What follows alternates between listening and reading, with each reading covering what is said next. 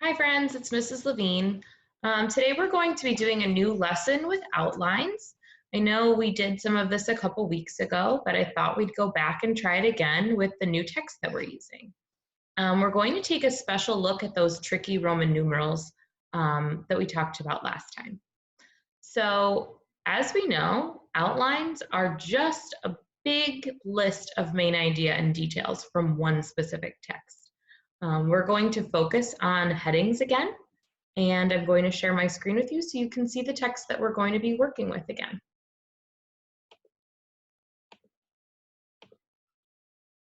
So hopefully this text is a little bit familiar to you. This is one that we have been using lately. It is, again, a nonfiction science article written by Beth Geiger. Hopefully you recognize her name since she is the author of the last text we used to make an outline, and that was also nonfiction.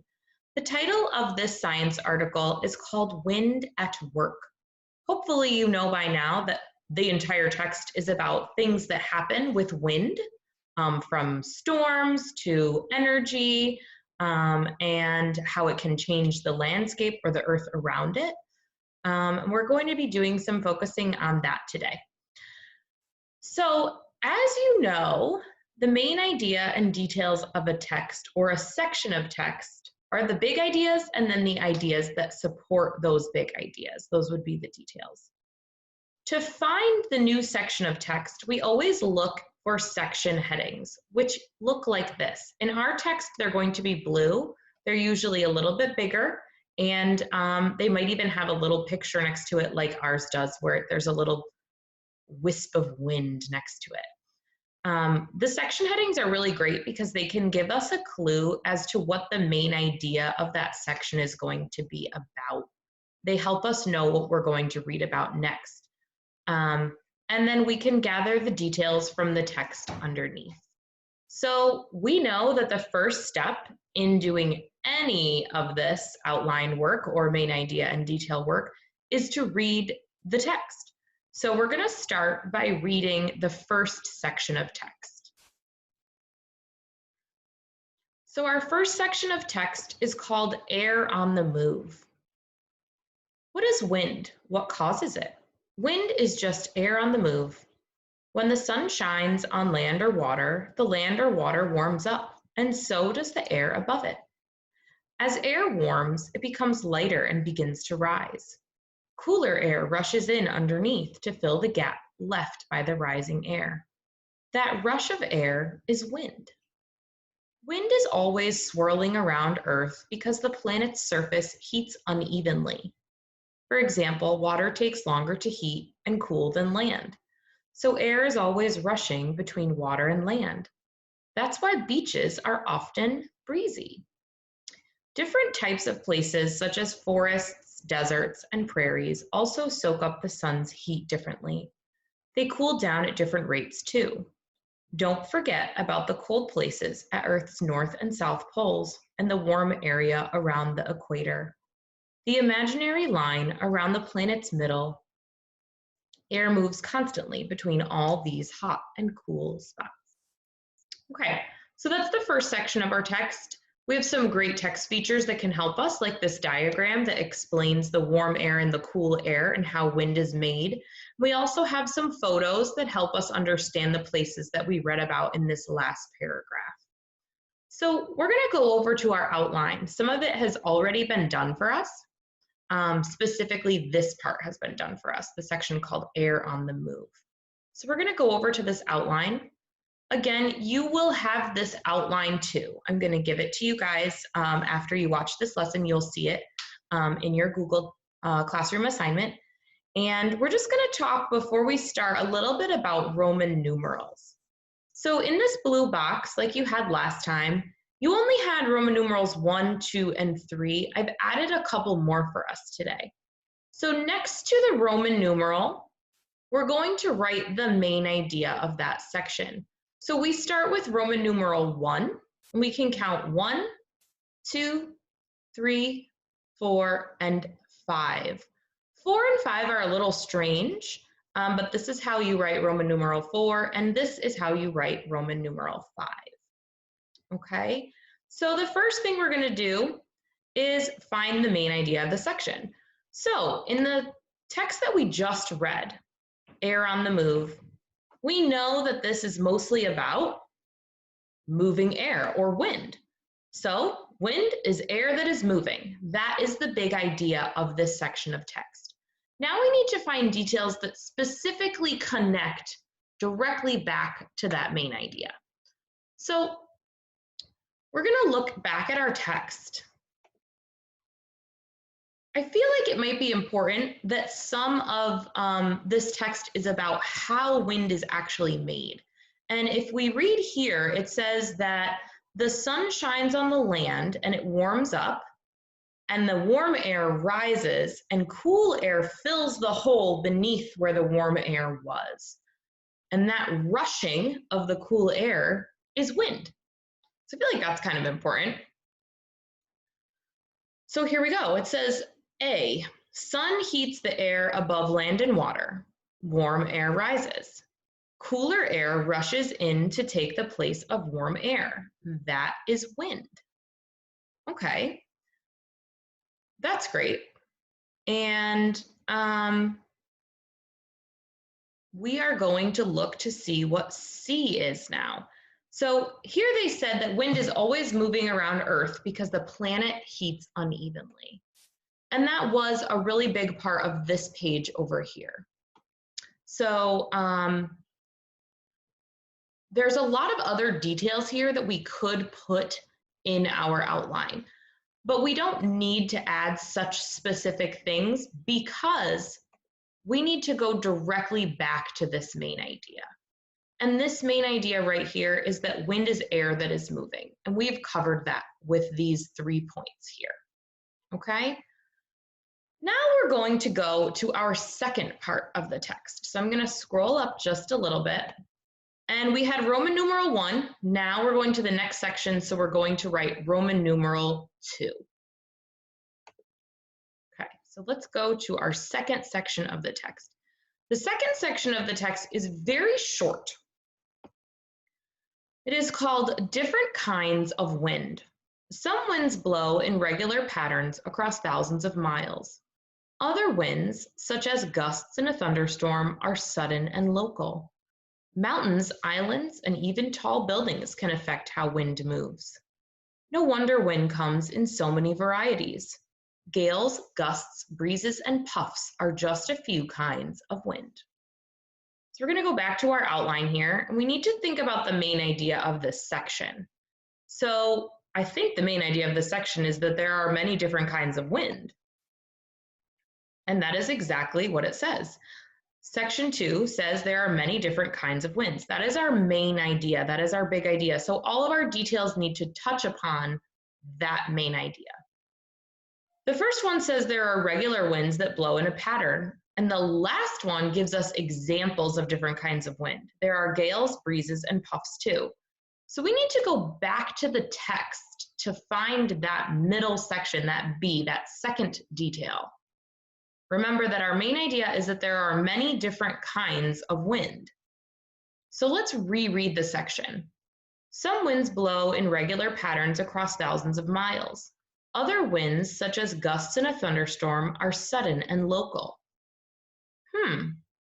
That's a different kind of wind than the one from the regular patterned winds. So I think that's what they wanted us to write in our outline. So I'm going to write that. I do not have to copy the text. I can use my own words to do this.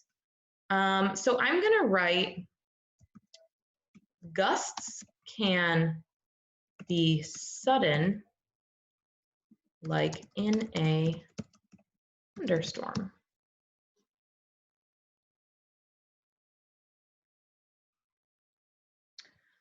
Great. So our second Roman numeral, our second section of text is done for now. We're going to go over to our third section of text, and this is where we're going to do a little bit of work together. So our third section of text is actually right underneath our second section of text. And the section heading is called A Force You Can't See. It's an interesting little thing. So we can't see it. I'm going to assume they're talking about wind, but I'm not sure. So let's keep reading. You can't see wind, but you can see its handiwork. Have you seen a tree branch swaying? That's wind. Have you ever watched an umbrella blow inside out? That's wind again.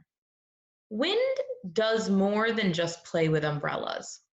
It sculpts rocks and landscapes by tearing away tiny pieces off rocks.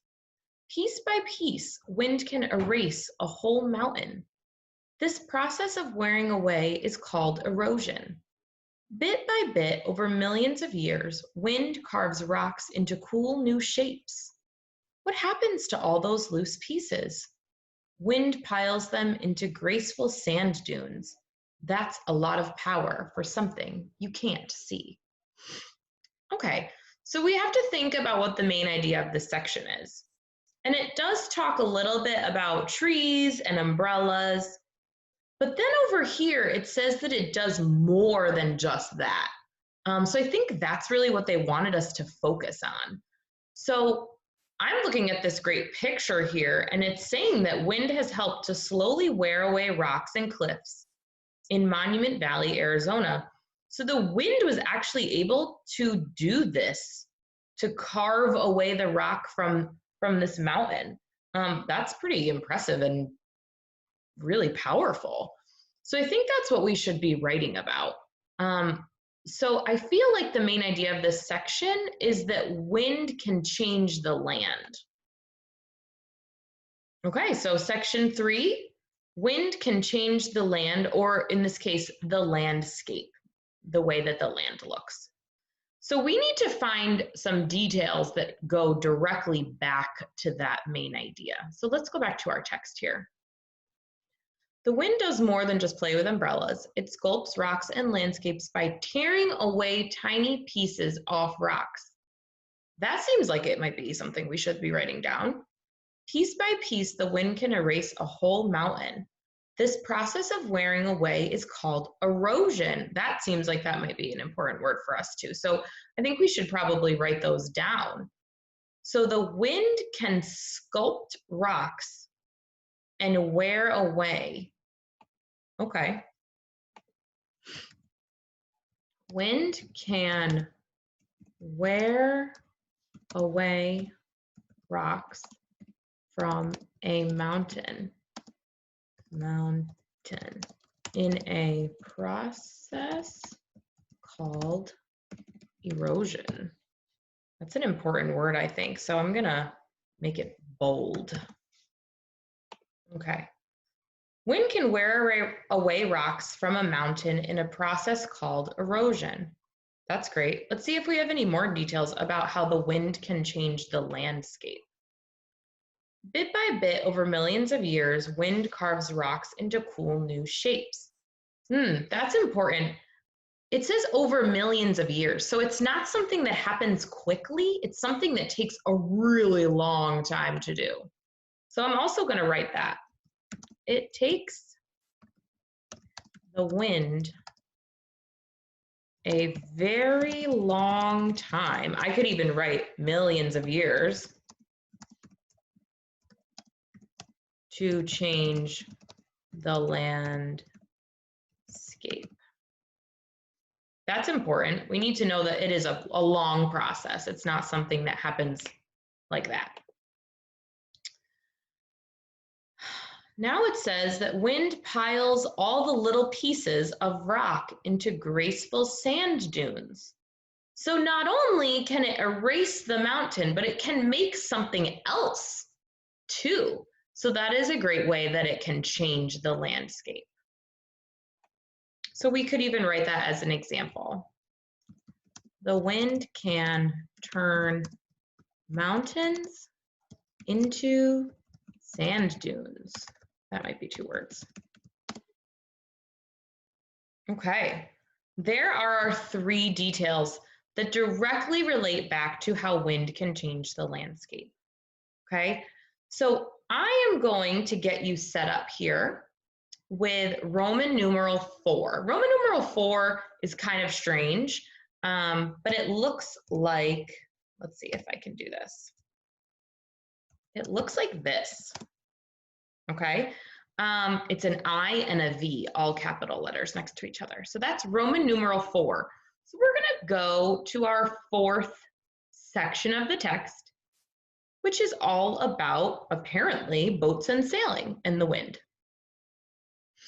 So I'm going to get you started by reading this to you, and I'm going to give you the main idea, and then I'm going to let you do the details.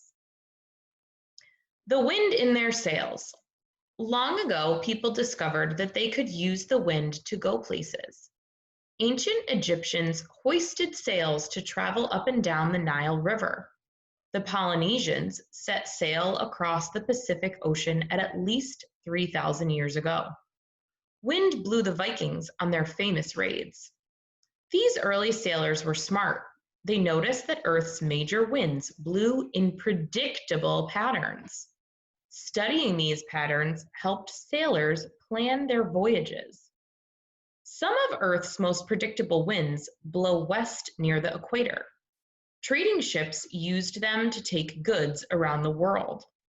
These helpful winds are called trade winds. You could call trade winds the original fast lanes. Other predictable winds, called westerlies, blow from west to east.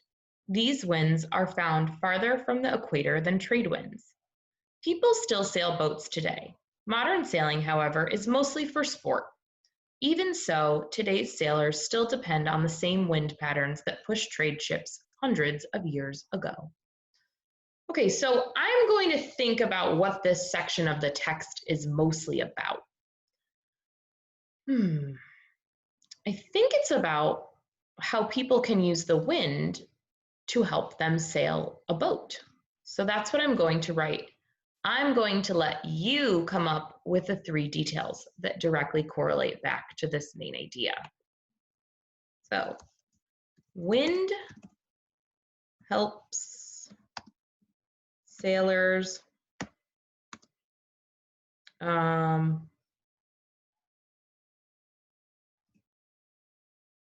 we can say wind helps sailors. We can say wind helps to sail boats. Okay, that's pretty concise. So now we've got A.